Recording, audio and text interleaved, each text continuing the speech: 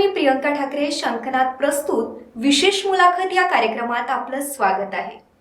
राष्ट्रसंत तुकडोजी महाराज फार सुंदर म्हणतात, जिच्या हाती पाळण्याची दोरी ती जगाते उद्धारी. आजची स्त्री प्रत्येक क्षेत्रात पुरुषांच्या बरोबरीने खांद्याला खांदा लावून आपला गौरवशाली ठसा उमटवताना दिसत आहे. तरीही मोठ्या प्रमाणात आज महिलांवर अत्याचार व बालशोषण वाढतच चालले आहे. माझ्या देशातील निर्भया प्रकरण असो की मग श्रद्धा वालकर प्रकरण, कित्येकदा महिलांच्या आर्त किंकाळ ऐकू येतात. आजची महिला ही 21 वेळा चाकूचे वार सहन करणारी साक्षीसारखं नाही, तर देशातील प्रत्येक स्त्री ही स्वतःच्या रक्षणासाठी लढायला हवी आणि याची जाणीव व स्त्रियांवर होणारे अत्याचार कुठेतरी थांबायला हवे. यासाठी वी फॉर चेंज ही संघटना लैंगिक छळ, महिलांवरील सायबर गुन्हे, मार्गदर्शन तत्वे यावर लक्ष केंद्रित करून महिलांच्या समस्यांवर काम करत असते. तर वी फॉर चेंज या संघटनेच्या डॉक्टर रश्मी पारसकर मॅम आज आपल्या स्टुडिओमध्ये आहेत.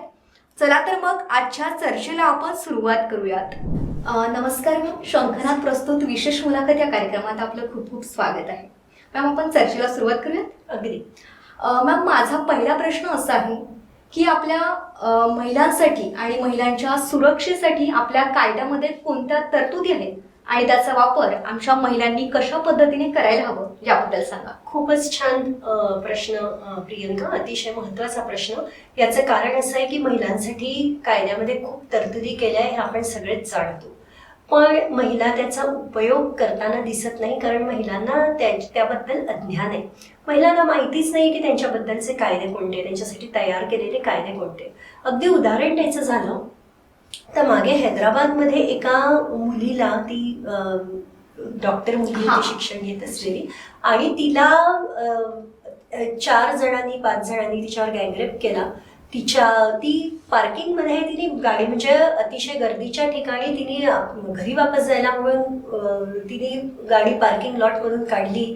तर पंक्चर होती तर मदत करतो ह्या बहाण्याने तिला बोलवून तिच्यावर अत्याचार केले, तिला जाळून टाकलं. हे तर सर्वात हादरणारं प्रकरण होतं. आणि त्यामध्ये त्यावेळी तिने आपल्या बहिणीला फोन केला की मला हे सेफ नाही वाटत आहे, हे जे लोक माझ्यासोबत आहे हे योग्य नाही. त्यावेळी जर तिच्या बहिणीनी किंवा तिने 110 जरी फोन लावला असता तरी सुद्धा हे प्रकरण टळलं असतं. तर तुम्ही कोणत्या वेळी तुम्हाला कायद्याची मदत घेता येऊ शकते, हेल्पलाईन नंबरची मदत घेता येऊ शकते, ॲप्सची मदत घेता येऊ शकते, हे आपल्याला माहितीच नसतं. अगदी छोट्या छोट्या गोष्टी असतात. मुलगी चालली आहे, बस स्टँडवरून उतरली आहे आणि कॉलेजमध्ये चालली आहे आणि तिच्या मागे मुलगा लागतोय, तर त्याला खूप हिंस्त्र स्वरूपातही उत्तर द्यायचं गरज नाही, चिडून किंवा खूप घाबरूनही जायची गरज नाही. तर कॉन्फिडेंटली, शांततेने त्या प्रश्नाचा सामोपचाराने आपल्याला निकाल लावता येतो हे मुलींना माहिती नसतं. त्या संदर्भातले कायदे फक्त त्याला म्हटलं की अरे बाबा, तुला 354 लागेल ना, तुझं पासपोर्ट नाही मिळणार, तुला कुठे जायचं, तुला नोकरीच्या संधी नाही मिळणार, जर संधी नाही मिळणार जर तुला तुझा पोलीस रेकॉर्ड तयार झाला तर. कशाला दादा तू माझ्या मागे लागतो. अशा पद्धतीने जर त्या मुलीनी समजवलं त्या मुलाला, तर कायद्याची माहिती असली तर मुलगी स्वतःला सुरक्षित ठेवू शकते. आणि बरेचदा असे होतं की पोलीस स्टेशनमध्ये सुद्धा कायद्याची माहिती नाही, खास करून डोमेस्टिक व्हायलन्स जेव्हा होतो, घरगुती हिंसाचार, तर 498 हे बहुतेक. आता आम्ही एक सर्व्हे केला होता, मी सांगते, सहसंवेदना सर्व्हे. त्या सर्व्हेमध्ये 80% महिलांना 498 हा कायदा माहितीच नाही. आणि जेव्हा की पूर्ण देशात गदारोळ आहे की 498 मुळे खूप घरगुती हिंसाचारात खूप कडक शिक्षा होते आणि खूप वाईट प्रकारे ह्याचा दुरुपयोग सुरू आहे, पण जेव्हा आम्ही सर्वे केला तेव्हा सर्वेमध्ये कळलं की 80% महिलांना आणि मुलींना तर हा कायदा माहितीच नाही. तर यामुळे कायद्याची माहिती असणं हे अतिशय आवश्यक आहे. कायदे खूप आहेत, जसं मी सांगितलं, डोमेस्टिक व्हायलन्स ऍक्ट आहे, डॉवरी ऍक्ट आहे, त्यानंतर तुमचा 354 हा मागे लागणे, फोटो काढणे किंवा बॅड टच करणे याच्यासाठीचा कायदा आहे. IT 2000 हा सायबर क्राईमसाठी आहे, रेपसाठी 375चा कायदा आहे. असे खूप काही, पण एक 7-8 कायदे तरी महिलांना त्यांच्या प्रॉपर्टी राईट्स काय आहेत, त्याच्याबद्दलचे कायदे कोणते आहेत, हे थोडंफार महिलांना माहिती असणं, मुलींना माहिती असणं अतिशय गरजेचं आहे. त्यांनी त्या स्वतःचं रक्षण करू शकतात. अगदी बरोबर, कारण आपल्या कायद्यामध्ये महिलांच्या सुरक्षेसाठी तरतुदी करण्यात आलेल्या आहेत. मॅम, माझा दुसरा प्रश्न असा की आज जे मुलं आहेत त्यामध्ये लैंगिक शोषणाचे प्रमाण मोठ्या प्रमाणात वाढताना दिसते आहे. तर मला सांगा की गुड टच आणि बॅड टच त्या मुलांना कळायला हवं, तर यासाठी त्यांना या गोष्टी कळण्यासाठी आपण त्यांना कोणत्या वयामध्ये शिकवायला हवं किंवा कशा पद्धतीने मुलांपर्यंत सांगायला हवं? अगदी गुड टच आणि बॅड टच संदर्भात मी पहिल्यांदा जो सर्व्हे आम्ही केला त्या सर्व्हेबद्दल मी सगळ्यात पहिल्यांदा दर्शकांना माहिती देऊ इच्छिते. सहसंवेदना सर्वे आम्ही 2022 मध्ये केला आहे. एप्रिल 2022 मध्ये आम्ही तो केला. त्यामध्ये आम्ही 30 प्रश्न महिलांना आणि मुलींना विचारले. त्यामध्ये 2 वयोगट होते, एक 18 ते 25 असा मुलींचा वयोगट आणि 25 ते पुढे मग 60-70 वर्षापर्यंतच्या पण त्यामध्ये मुली होत्या, महिला होत्या.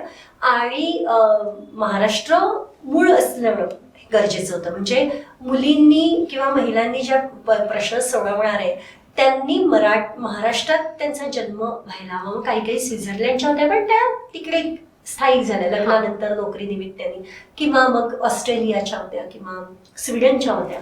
अशा पण देशातल्या महिलांनी पत्रिका आपली क्वेश्चन सोडवली, पण मूळ त्यांचं महाराष्ट्र होतं. तर अशा आणि मग महाराष्ट्रात तर अर्थातच मराठवाडा, विदर्भ, मुंबई, पुणे इकडच्या सगळ्याच खानदेश साईड प्रत्येकच भागातल्या महिलांनी आणि मुलींनी या प्रश्न पत्रिका सोडवली. त्याच्याद्वारे आम्हाला लक्षात आलं की आम्ही त्यांना मुलींना विचारलं की तुम्हाला पोलिसांची भीती वाटते का, मुलीचा जन्म झाला म्हणून वाईट वाटतं का, त्याशिवाय तुम्हाला 354 हा कायदा माहिती का, 498 हा कायदा माहितीये का. या सगळ्या प्रश्नांची उत्तर आले आणि धक्कादायक वास्तव हे समोर आलं की महिलांना कायद्याबद्दल अतिशय जास्त अज्ञान आहे. बॅड टच गुड टच बद्दलचे पण प्रश्न आम्ही विचारले तर जवळपास 80% मुलींनी उघडपणे मान्य केलं, मुलींनी आणि महिलांनी. कारण मान्य न करणे, स्वतःच्या मनाशी सुद्धा मान्य न करणे किंवा त्याबद्दल कुठे वाच्यता न करणे हा एक जनरल ट्रेंड आहे. त्यामुळे जेवढी आकडेवारी समोर आली आहे की नाही आमच्यासोबत हे झालंच नाही, आमच्यासोबत हे झालंच नाही असं म्हणण्याची जी आहे की नाही आम्हाला तर कधीच काही त्रास होत नाही असं मुली नेहमी, कारण की त्यांना म्हणण्याचं की नाही तिचं चारित्र्य, तिचं शील चांगलं आहे. तर असं असून देखील 80% महिलांनी आणि मुलींनी मान्य केलं की आम्हाला आयुष्यात कधी ना कधी बॅड टचचा सामना करावा लागला आहे. यापेक्षा हे प्रमाण नक्कीच जास्त आहे. त्यामुळे बॅड टच हा ऑटोतूनही असू शकतो, कोणाला चहा किंवा पाणी देताना त्या पेला घेताना एखादा पुरुष एखाद्या स्त्रीला स्पर्श करतो तो पण बॅड टच असू शकतो. तर बॅड टच ही खूप मोठी एक ब्रॉड टर्म आहे. तर त्यासाठी मुलींना सगळ्यात पहिल्यांदा लहान वयापासूनच, आजकाल तर काय काही महिन्यांच्या बालिकांचे पण बलात्कार होतात. त्यामुळे बॅड टचचा सामना कधी करावा लागता येईल आपण कधीच सांगू शकत नाही. तर सतर्कता पाहिजे. पण दुसरा प्रश्न त्यात हा येतो की मुलींचं मन करपलं, त्यांना भीती मनात बसली, सगळे पुरुष वाईट आहे अशी वाईट भावना त्यांच्यामध्ये निर्माण झाली, ज्यामुळे त्यांचं एक चांगलं व्यक्तिमत्व घडू शकणार नाही. असं व्हायला नको. तर अशा प्रकारे त्यांना समजवताना प्रायव्हेट पार्ट्सला कोणीही टच करायला नको. इतकं जरी सांगितलं की तुझी प्रायव्हेट, तुझं स्वतःच्या मालकीची आहे, त्याला कोणी पण हात लावणार नाही. फक्त आंघोळ घालताना तुला जे नेहमी लोक आंघोळ घालतात, बाकी एरवी जर आईने हात लावलेला चालत नसेल तर लावायचा नाही, कोणीच नाही. तुझ्या संमतीशिवाय कोणी तिथे हात लावायचं नाही. हे प्रायव्हेट पार्ट बद्दलचं ज्ञान, कारण एवढ्या लहान मुलींना सगळे पुरुष वाईट असतात हा मेसेज त्यांच्या मनात जायला नको, ही भीती त्यांच्या मनात राहायला नको. तर अशा पद्धतीने जितक्या लवकर त्या मुलीला सांगता येईल, खेळकर पद्धतीने सांगता येईल किंवा मुलांनाही सांगता येईल, तर तेवढी गोष्ट चांगली. खरं तर मॅम खूप चांगल्या पद्धतीने तुम्ही समजवलात आमच्या प्रेक्षकांना. खरं तर आजची स्त्री म्हणा की आजचं जे तरुणाई आहे ती म्हणा, तर ती ना समाजामध्ये सुरक्षित आहे, ना बसमध्ये, ना ट्रेनमध्ये, ना घरामध्ये, कारण हिंसाचार हा मोठ्या प्रमाणामध्ये वाढताना दिसतो आहे. मॅम, मला सांगा, पूर्वी आपल्या घरामध्ये संस्कार दिले जात होते, मुलांना घरून संस्कार दिले जात होते. आज तर संपूर्ण जग हा आभासी दुनियेमध्ये त्याच्या विळख्यामध्ये अडकलेला दिसतो आहे. तर मला सांगा की आजच्या तरुणाईचं जे भविष्य आहे, कारण चांगल्या गोष्टी आणि वाईट गोष्टी आजची मुलं ही इंटरनेटवर बघत असतात, तर तिथून त्यांना ज्ञान मिळत असते. तर तुम्हाला वाटतं का आजच्या तरुणाईचं भविष्य त्यातून घडेल? बघा, 2 गोष्टी. एक तर संस्कारांची गोष्ट अशी आहे की आजकालचे आई वडील हे आधीच्या आई वडिलांपेक्षा सजग पालक आहेत. जी. ते मुलांच्या शिक्षणासाठी, त्यांच्या खाण्यापिण्यावर, मुलींवरच्या पण खाण्यापिण्यावर आणि शिक्षणावर खर्च करण्याच्या मानसिकतेत, नुसतं खर्च करण्याच्या नाही तर वेळ देऊन त्यांच्या प्रगतीकडे लक्ष देऊन. आधी असायचं जर कोणत्या वर्गात रे तू असं विचारायचे आपल्या आजोबांच्या काळामध्ये. आता आपल्या मुलांचं सगळं प्रगती पुस्तकापासून सगळं काही शाळेत जातो की नाही, मुलगी अभ्यास करते की नाही, हे सगळं माहिती असतं. त्यामुळे संस्कार तर दिले जातात. आणि आजकाल इंटरनेटमुळे तर पॅरेंट्स पण कितीतरी चांगले संस्कार मुलांवर लावायचा प्रयत्न करतात. पण असं आहे की जो चाकू एक डॉक्टर वापरतो आणि तो जीव वाचवतो, तोच चाकू एक चोर खून करण्यासाठी वापरतो. अगदी बरोबर. तर किंवा धाक दाखवण्यासाठी किंवा गुन्हा करण्यासाठी. तर इंटरनेट हे असं एक माध्यम आहे, ते एक वेपन आहे, ते एक शस्त्र आहे. तुम्ही चांगल्यासाठी वापरू शकता, वाईटासाठी वापरू शकता. तरुण वयामध्ये जेव्हा पहिल्यांदा मोबाईल जवळ येतो तेव्हा क्राईमचा रेट खूप वाढतो. खास करून FB वर फ्रेंडशिप आहे, इन्स्टावर फ्रेंडशिप आहे, आणि मग फ्रेंडशिप आहे तर फोनवरच बोलणं आहे, त्याचं रेकॉर्डिंग आहे, किंवा व्हिडिओ कॉल आहे, MMS आहे, त्याचं रेकॉर्डिंग आहे, त्याच्यावरून ब्लॅकमेल होण्याचे प्रकार आहे. किंवा FB मित्रांनी फसवलं, बलात्कार केला, तिला कल्पनाच नव्हती, हे जे प्रकार आहे. आणि खूप लहान वयामध्ये आजकाल मुलींना वाटतं की मला बॉयफ्रेंड हवाच, मला गर्लफ्रेंड हवीच. म्हणजे 4वी-5वीतल्याच मुलांना बॉयफ्रेंड काही नसतं, फक्त म्हणणं की ही माझी बॉयफ्रेंड, हा माझा बॉयफ्रेंड, ही माझी गर्लफ्रेंड. याच्या पलीकडे त्यात काही नसतं. पण मानसिकतेत जो तरुणाईच्या बदल घडतो आहे तो काही घरातून नाही. घरात कोणी तुला बॉयफ्रेंड नाही कसं, हे नाही, हे पिअर प्रेशर असतं. मित्रमैत्रिणींचं म्हणणं असतं की अरे सगळ्यांना बॉयफ्रेंड आहे, ह्यालाच नाहीये, हिलाच नाहीये, सगळ्यांना गर्लफ्रेंड आहे, ह्यालाच नाहीये. ह्यामध्ये मानसिकतेत फरक पडतो. आणि इंटरनेटचा वापर चांगल्या कारणांसाठी करता यावं हे समजण्याचं वय मुलांचं नसतं. त्यामुळे सगळी समस्या तर तयार होते. आणि त्याच्यावर उपाय हा आहे की जितकं म्हणून तुम्ही त्या मुलांना, आई वडिलांनी तर सांगायचं, पण आई वडिलांच्या सांगण्याला मर्यादा येतात. शाळा कॉलेजेसचा यात खूप मोठा रोल आहे. त्यांनी असे कार्यक्रम आयोजित करून, कारण की शिक्षकही इतके ओपनली बरेचदा बोलू शकत नाही, पण एक शिक्षकाजवळ तुम्ही बोलू शकेल असा एक शिक्षक तरी तुमच्या आयुष्यात मुलांच्या असायला हवा. आणि असे प्रोग्राम्स घेऊन जनजागृती करायला हवी असं मला वाटतं. ओके मॅम, मला सांगा की तुम्ही वी फॉर चेंज या संस्थेच्या माध्यमातून नक्षलग्रस्त भागांमध्ये अनेक ठिकाणी काम केलं. बरोबर. तर मला सांगा की त्या ठिकाणी महिलांवर अत्याचार, ज्याला आपण घरगुती हिंसाचार म्हणतो, त्याचबरोबर लैंगिक छळ, बलात्कार यासारखे किंवा सायबर गुन्हे यासारखे काही प्रकरणं आढळलीत का? एखादा किस्सा आमच्या प्रेक्षकांना पण सांगा. नक्की. किस्से तर बरेच आहेत, पण एखादा मी नक्की सांगेन. आदिवासी भागामध्ये ऍक्च्युली आदिवासी समाजांमध्ये, जमातींमध्ये मोकळं वातावरण असतं. मुलगी स्वतःचा नवरा निवडू शकते किंवा तिला तशी मोकळीक असते बऱ्याच गोष्टींमध्ये, मुलांशी बोलण्यात, वागण्यात. आणि मुला मुलींची मैत्री ही निकोप दृष्टीने बघितली जाते. हा एक खूप चांगला भाग असला तरी सुद्धा आता असं झालंय की आता सगळीकडेच समाज माध्यमं पोहोचली आहे, सोशल मीडिया आहे, सगळीकडे सगळं काही आहे. आणि काहीतरी मिळवण्याची इच्छा ही आदिवासी समाजातल्या काही लोकांमध्ये दिसून येते. त्यामुळे समाजकंटक पण तसे तयार झाले, जे आधी अजिबातच, म्हणजे फारच कमी, अत्यल्प प्रमाणात होते. आम्ही एक केस डील केली, एकतर की एका पोलीस अधिकाऱ्याने एका स्त्रीचा हात धरला आदिवासी भागामध्ये. अच्छा. हँडपंपवरती, म्हणजे काहीच नाही, तो रस्त्याने चालला होता, ती हँडपंपवर काम, तर तिच्याशी अश्लील बोलून तिचा हात धरणं, ही एक. आणि ती केस आमच्या संघटनेने, वी फॉर चेंज संघटनेने उचलून धरली. दुसरी केस आहे अनिल माडावी नावाचा 40 वर्षाचा आदिवासी माणूस, त्यांनी त्याच्याच शेजारी राहणाऱ्या मुलीवर बलात्कार केला, 9 वर्षाच्या मुलीवर. आणि त्यात असं झालं की जात पंचायतीने निकाल दिला की मटणाची पार्टी द्या गावाला आणि मुलीला 12,000 हॉस्पिटलचा खर्च द्या.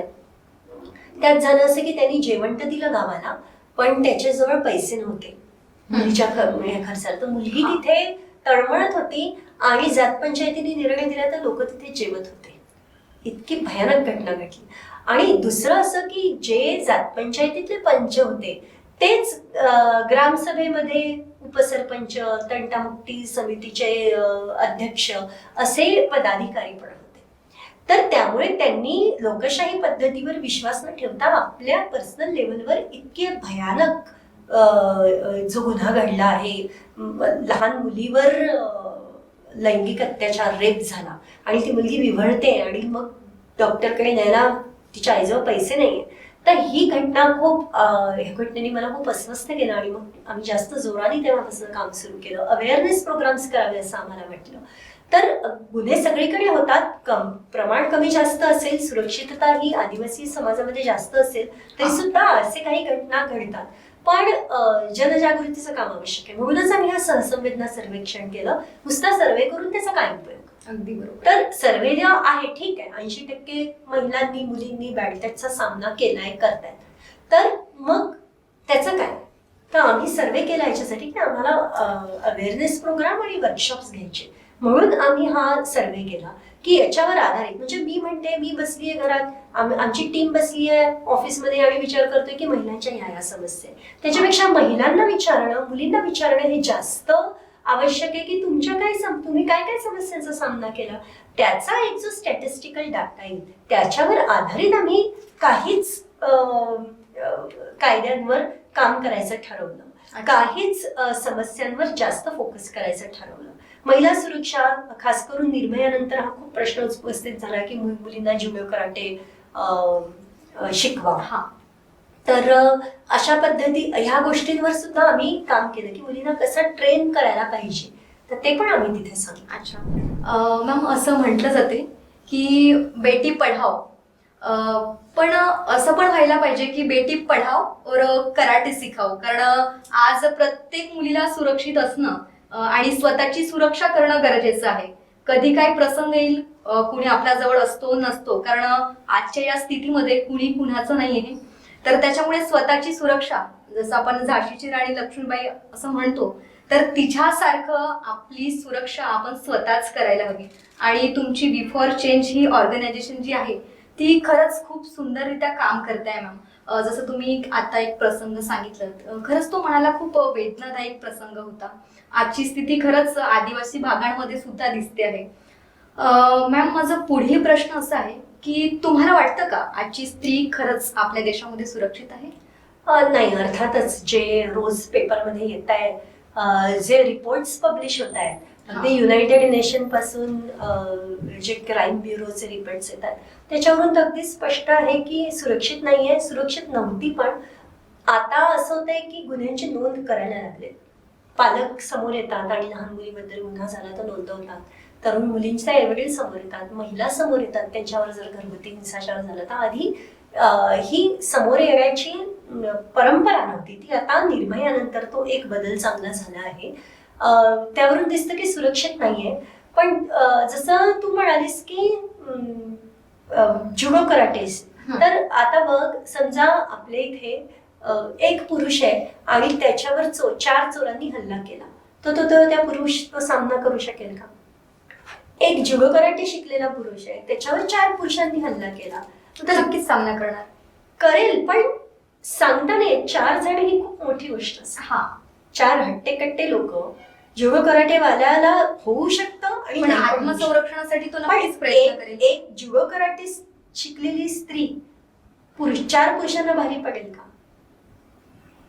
सांगता नाही. आणि दुसरी गोष्ट अशी आहे, म्हणजे कमी आहे, शक्यता कमी आहे. दुसरी गोष्ट अशी आहे, जुडो कराटे तिला आले, 4 जण तिच्या मागे लागले, तर तिची हिंमत त्यावेळी, तिचे जर हातपाय गळले तर विसरूनच जाईल ती जुडो कराटे. तर सगळ्यात महत्वाची गरज आहे तुमचं प्रसंगावधान, तुम्ही अलर्ट असणं, कोणत्या सिच्युएशन मध्ये काय करायला पाहिजे, वेगवेगळ्या सिच्युएशन्स मध्ये, त्याचा त्यांना एक त्यासाठी त्यांना तयार करणं त्या सिच्युएशनसाठी. त्यामुळे त्यासाठी आपल्याला जसं की उदाहरणार्थ कोणी मागे लागले, आता जसं नाही ना, आता बसमध्ये निर्भयाच्या बाबतीत जे झालं, किंवा हैदराबादमध्ये जे त्या मुलीच्या बद्दल झालं, डॉक्टर मुलीच्या बाबतीत, 4-5 माणसांच्या पुढे त्यांचा काय निभावणार आहे? सगळ्यांची तब्येत तेवढी चांगली नसते. एनिमिया आपला राष्ट्रीय आजार आहे, मुलींना एनिमिया, कुपोषण याचा ते सामना करतात. त्यात त्या जुडो कराटे म्हणजे खूप असं गुलाबी स्वप्न आहे. जुडो कराटे सगळ्याच मुली शिकतील. तर मुलींना स्वसंरक्षणासाठी खूप सोपा उपाय आहे. पेपर स्प्रे ठेवा, हा. जो की घरी सुद्धा तुम्हाला तयार करता येतो. युट्यूबवर व्हिडिओ आहे, ऑनलाईन विकत मिळतो. एक पेपर स्प्रे साधारण 5 वर्ष त्याची हे असते, एक्सपायरी डेट असते, 5 वर्ष चालतो. 150 ते 450 रुपयापर्यंत ऑनलाईन तुम्ही विकत घ्यायला गेले तर पेपर स्प्रे मिळतात. ते असे आहे की समजा आता ह्या खोलीत आपण तो पेपर स्प्रे केला किंवा बाहेरही केला तर त्याचा इफेक्ट अर्धा तास असतो. मिरची स्प्रे असतो तो, त्याने तुमच्या नाकाडोळ्यातून पाणी येतं, शिंका येतात. जवळून स्प्रे केला, अगदी जवळ अंतरावरून, जसं मी तुझ्या या अंतरावरून स्प्रे केला तर तू बेशुद्ध होशील. हा, तर 4-5 माणसांना, 10-15 माणसांना, 50 माणसांना, 100 माणसांना लोळवण्याची ताकद एका पेपर स्प्रे मध्ये असते. तो तुम्ही तुमच्याजवळ तो मिरची स्प्रे ठेवायला हवा. तो हँडी थोडासा, मग तुम्ही म्हणाल आम्ही कुठे काढणार, तर मोबाईल काढतोच ना आपण फटकन. तर जसा मोबाईल फटकन आपण काढतो तसाच आपल्याला पेपर स्प्रे पण काढता येणार. तर सगळ्या मुलींनी हा पेपर स्प्रे जवळ ठेवायला हवा. सेफ्टी पिना वगैरे पण आहे, पण पेपर स्प्रे सारखं काही नाही. आणि दुसरं महत्वाचं शस्त्र आहे मुलींजवळ, ते आहे आवाज. जो तुमच्या जवळ आहे तो वापरायला शिका. कोणत्या वेळी किती जोरात बोलता यायला हवं. समजा उदाहरणार्थ बसमध्ये एखादा म्हातारा माणूस तुम्हाला बॅग टच करतोय, तर आजोबा मला हात लावू नका, मला आवडत नाही, इथे बसू नका, मला इथे तुमच्या जवळ बसायचं नाही. त्या काकू आहे त्यांना बसायला सांगा. भलेही मग ते म्हणतील मी तुझ्या आजोबाच्या वयाचा आहे, तुला काही वाटतं की नाही. आजूबाजूच्या बसमध्ये पण पॅसेंजर म्हणतील ही मुलगी कशी आहे. तर तुम्हाला तुमचा आवाज वापरता येणार. मग लोक काय म्हणतील, मग सगळ्यांना कळून जाईल. तर ज्याला करणाऱ्याला लाज नाहीये तर बोलणाऱ्याला लाज असायची काय गरज आहे. अगदी बरोबर ना. ते म्हणतात ना की नजर खराब तुम्हारी और घूंघट पहने हम. असं का बरं? पुरुषांची नजर खराब आहे आणि घुंगट मात्र प्रत्येक वेळी लाजेचा घुंगट मात्र मुलींना घ्यावा लागतो. तर अशाने मुली स्वतःचं संरक्षण कसं करणार. तर आवाज हे शस्त्र आहे. कधी कधी समजा एखादी लहान मुलगी आहे, तिला कधी कधी तिच्याच घरच्या कोणाचा तरी त्रास असतो, लैंगिक शोषण होत असतं, बॅड टच होत असतो. त्यावेळी तिला बोलताही नाही येत, सांगताही येत नाही. तर तिला फक्त एवढं सांगायचं की जर तुला आवडलं नाही कोणीतरी जवळ घेतलेलं किंवा काही ती व्यक्ती जर आली तर जोरात किंचाळायचं. जे अशा लहान मुलांचं लैंगिक शोषण करणारे असतात ते भेकड पण असतात. त्यांना भीती पण वाटत असते. ती मुलगी जर ओरडली, ती लहान 5 आणि 7 वर्षाची जरी मुलगी असेल तरी पुन्हा ते काका आले, तो मामा आला, तो दादा आला, ओरडायचं. आजोबा आले, ओरडायचं, किंचाळायचं जोरात. हे जर तिला आपण जाणीव करून दिली त्या वयापासून की तुमचा आवाज हे तुमचं शस्त्र आहे, ते तुम्ही वापरू शकता, तर त्याचा नक्कीच फायदा होतो. किंचाळले की तो माणूस पुन्हा हिंमत नाही करणार. मग सगळे म्हणतील अरे काय झालं, ही का किंचाळते. मग तुम्हाला माहित नाही का बरं मी आधी किंचाळते. मग तो त्या वाटेला जाणार नाही. कारण की 4 लोकांच्या लक्षात आलं की तो काय करतोय. त्याला जे करायचं ते त्याला अंधारात करायचं. तर अशा पद्धतीने समस्यांचा सिच्युएशन प्रमाणे आपण काही खूप नाही का 8-10 सिच्युएशन आहे त्याच्याप्रमाणे आपण त्या मुलींना सांगू शकतो की तुम्ही कशा पद्धतीने या सगळ्याचा सामना करायचा. Sexual harassment at work place असेल, का बॉस आहे किंवा कलिग आहे, तर तुम्ही कसं डील करायचंय हे प्रशिक्षणातून आपण देऊ शकतो. अगदी. आणि खूप सुंदर आमच्या प्रेक्षकांना तुम्ही सांगितलं मॅम. आणि जसं तुम्ही पेपर स्प्रे सांगितलं, खरंच आपण जसं म्हणतो की शक्तीपेक्षा युक्ती बरी. बरोबर. तर आमच्या प्रेक्षकांनी सुद्धा ते लक्षात घ्यायलाच हवं. मॅम, पुढील प्रश्न माझा असा की स्त्री पुरुष समानता हे या शोषणावरचं उत्तर आहे असं आपल्याला वाटतं का? नक्कीच. ते आपलं अंतिम ध्येय आहे. कारण की आपली वाटचाल तिथेच होते. याचा अर्थ असा नाही की स्त्रीने कधी पुरुषाच्या वरचढ व्हायचा प्रयत्न करावा किंवा ते उद्दिष्ट ठेवावं किंवा पुरुषाने स्त्रीवर अधिकार गाजवावा. दोघंही समान आहे. एक गाडीचा एक चाक लहान आणि एक चाक मोठं असेल गाडी चालू शकणार. गाडीचे दोन्ही चाक एकसारखे समान हवे, तेव्हा ती गाडी बरोबर चालेल. त्यामुळे समानता हा समाजामध्ये हे अंतिम उद्देश आहे एखाद्या चांगल्या प्रगत समाजाचं. तर त्याच्याकडे तर वाटचाल करायचीच आहे, पण त्याच्यासाठी तुम्हाला काम करावं लागेल. आणि समानता म्हणजे समानता ही समानताच हवी. म्हणजे उद्या किचनमध्ये पुरुष काम करतोय आणि बाई स्त्री जी आहे घरातली पत्नी जी आहे ती टीव्ही समोर बसत टीव्ही बघते, हे काही उद्देश नाहीये. कोणावर सूड उगवायचा नाहीये की आम्ही इतकं हजारो वर्षांपासून महिलांनी सहन केलं तर आता आम्ही बदला घेऊ. समानतेच्या आधारावर कामाची विभागणी व्हायला हवी. एवढंच त्याच्यात म्हणणं आहे आणि सगळ्यांना समान अधिकार हवे एवढंच त्याला म्हणणं आहे. ओके. मॅम मला सांगा की लैंगिक शोषण बलात्कार हा कशाचा अभाव आहे? हा संस्काराचा अभाव आहे की कशाचं, आणखी कशाचं, म्हणजे तुम्हाला काय वाटतं याबद्दल? समाजकारण, राजकारण आणि अर्थकारण ह्या तिन्ही गोष्टी आपण वेगवेगळ्या करू शकत नाही. धर्म पण त्यात येतो, धर्मकारणही त्यात येतं. कारण की धर्मानी जे पुरुषांना सांगितलंय की तू वरचढ पाहिजे, तू काहीतरी केलेलं पाहिजे, तू पुरुष वाटला पाहिजे, पुरुष वाटला मर्द वाटला पाहिजे, हा एक धर्माचा भाग आहे, समाजाचा भाग आहे. दुसरा भाग असा आहे, अर्थकारण आहे, की जे पुरुष बहुतेक वेळा तुम्हाला दिसेल की गरीब, जे इकॉनॉमिक स्ट्रॅटामधले, जे पुअर इकॉनॉमिक स्ट्रॅटा म्हणजे जे गरीब याच्यातून येणारे असतात, निम्न आर्थिक स्तरीय वर्गातून आलेले जे पुरुष असतात, ते हिंसा करतात.